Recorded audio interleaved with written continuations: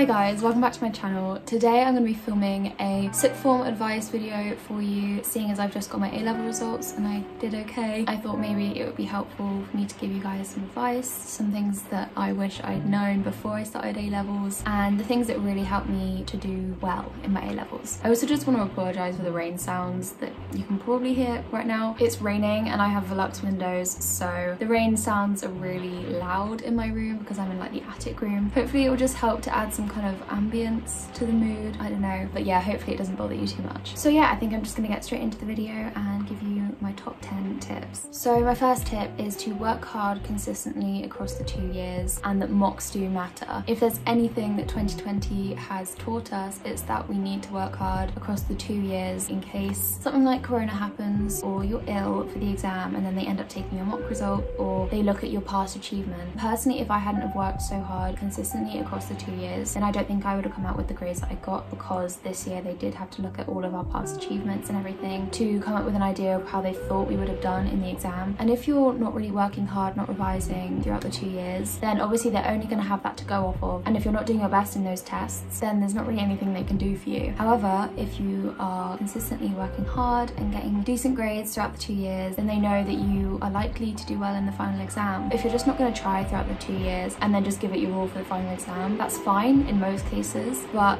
I mean, 2020, we didn't get to do that final exam, so that's all I'm saying, that's all I'm saying. So my second tip is to make revision resources as you go along. You will not have time to make all your flashcards, mind maps, whatever way you'd like to revise. You're not going to have time to make all of those resources for the final exam or for your mock. You're going to have to be making them throughout the 2 years. So this kind of follows on from my last point. What I would do is when I had a end of topic test coming up, I would make all my flashcards, and then when I came to my mocks in year 12 and year 13, I already had the flashcards made. I just had to learn them and be tested on them. Honestly, if you take anything from this video, do this, because it will just take so much stress off of you. I would have been so stressed if I hadn't done this. This is something I really recommend doing. My third tip is to make your notes helpful, neat and colourful. When you're writing in class, it's really easy to just scribble your notes down. I mean, I know I do that a lot because you're just trying to get all the information down, but if they're neat and readable, you're much more likely to want to come back and use those in the future when you're coming to revise and you need some notes. They'll be really helpful for you rather than something that's like literally unreadable, and you'll be really grateful. Also, using colour actually helps you to remember things more easily. I actually read somewhere that writing in colour can help you to retain 50 to 80% more information, which, I mean, that's crazy. I always write in colour. I think it helps make things really stand out and just really helps things to stick in my mind. I can sort of picture my notes more easily, and I just think they're nicer to look at and reread and more helpful for the future. Okay, tip 4 is use a homework diary. You may feel like you're in year 7 again, but trust me, this will save your life. I would have forgotten everything if I didn't have a homework diary. I would not have got everything done, and it's just all those like little tasks that your teachers set you for like next week that you would definitely forget about if you didn't write them down, and it just makes you much more organised. You're much more likely to actually get everything done, and it just helps to like take a bit of stress away, because you don't want to be worrying about if you've forgotten to do something when you have all of these different tasks that you need to do. So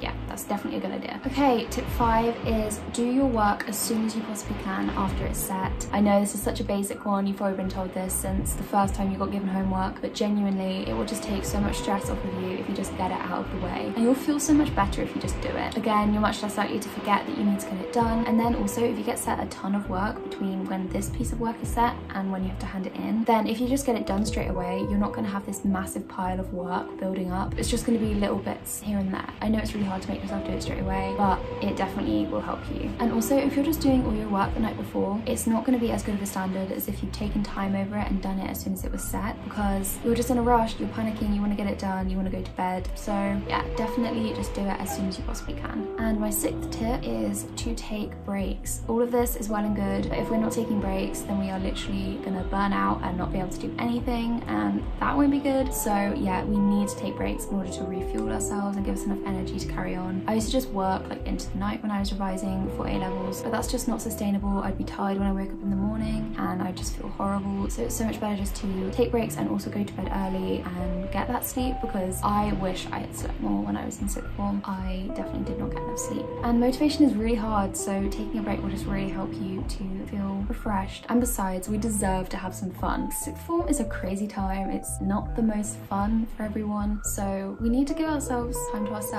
relax, time with our friends, time with our family. We deserve it. So yeah, definitely take breaks. My 7th tip is to read around the subject and do extra practice. Again, this is really hard to motivate yourself to do, but it does really help. It really helped me. I know my school recommended doing a certain number of hours extra a week. I don't remember how many hours they recommended, but to be honest, I did not do that. Probably should have done. I did not. It's not really the most sustainable. I know everyone in sixth form is so caught up in how we're supposed to get all this work done, do extra research, have a social life, sleep, have time to ourselves. I know sixth form is a lot, but if you're reading around the subject, it's definitely going to help you get those higher grades, especially in subjects like biology where you literally have to do wider reading. Sixth form is all about finding balance. I know this is not compulsory, but it will really help you. Okay, tip 8 is Quizlet is your best friend. I honestly do not know what I would have done without Quizlet, especially in Spanish, because it's so great for vocab, key terms, physics equations if you do physics. That's how I learned all my GCSE physics equations. It's literally just the best thing. So if you don't have Quizlet yet, download it. It will save your life. My 9th tip is to ask your teachers for help if you need it. Don't be afraid to do this. I used to think it was really scary to have to go and ask my teachers for help, but honestly, I did it quite a lot in sixth form. I would just go to them at break or lunch or after a lesson and ask if they could go through a question or topic with me or like a past paper, and they would just sit down with me, spend a bit of time, and then I would come out of that feeling so much happier, so much better, because I actually understood it and I just took that little bit of time out of my break or lunch just to consolidate it, and it was really, really helpful. You can also ask them for example answers, past papers, practice questions, all that kind of stuff. They'll have a load of that for you, and it will just really help you out for revision and practice. Number 10, my final tip, is to use your free periods. Oh my gosh, I think lots of people are guilty of this. Just going out into town with your friends, going and getting some food from the local shop, or just sitting with your friends in the common room. It's so easy to just not use your free periods. I got the majority of my work done in my free periods because I was so much more motivated at school, so much more focused. At home there are so many distractions, and I just found that I worked so much better at school. I was so much more productive. So yes, definitely use your free periods. If you need a break, by all means sleep in if you have a free period first, go home if you have a free period last, and chill in the common room. If you're exhausted, you might really need that time to just rest so that you can go to your next lesson feeling okay. But it also might be a really good idea to discipline yourself to use them to wake up early and go into school for a normal time if you have a free period first, or stay if you have a free period last for that last hour and just get some work done, because it really helps to free up your evenings and your weekends so that you can do other stuff like go out with your friends, spend time with your family, watch Netflix. It just means you can get it done, feel a bit more relaxed, and I just think it's a really nice feeling to get all your work done at school. And also another good way to use your free periods, which is what I would do with some of them, is to go to the gym or have a driving lesson, because then when you would be doing those things in the evenings, you can do work or have free time. I just think the whole thing with sixth form is trying to find that balance. It's really hard to find that balance, but there are definitely ways of getting around it and coping, and I feel like we're all in the same boat. None of us really know what we're doing. We're just trying to struggle through, get through sixth form, get our A-levels done. So yeah, I think that is all of my tips. I really hope you enjoyed this video. I really hope you found it helpful. If you did, I would love for you to subscribe to my channel and give this video a thumbs up and leave a comment down below, and let me know if you want me to do any other sixth form related videos. I would be happy to do that for you. And yeah, I think that's pretty much everything, and I will see you in my next video. Bye.